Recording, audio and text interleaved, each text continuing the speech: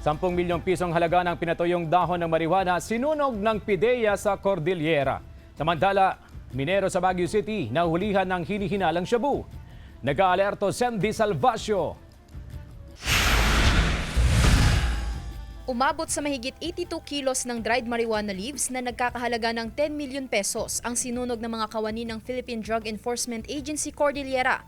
Isinagawa ito sa Camp Bado Dangwa sa La Trinidad, Benguet noong Enero 16.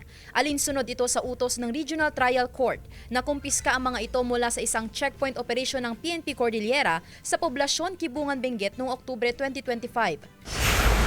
Arestado ang 51 anyos na lalaki na itinuturing na high-value individual matapos mahulian ng mahigit 54 grams ng hinihinalang shabu sa buy-bust operation ng otoridad sa Purok 12, Irisan, Baguio City gabi noong Lunes. Ang sospek na isang minero ay residente ng Itogon, Benguet. Nagkakahalaga ng mahigit 300,000 pesos ang nakuhang hinihinalang shabu sa sospek. Nasa kustudiya ng pulisya ang sospek at inihahanda na ang kaukulang reklamo laban sa kanya. Sinisikap ng GMA Regional TV na makuhanan ng panig ang sospek. Sandy Salvacio, One North, Central Luzon.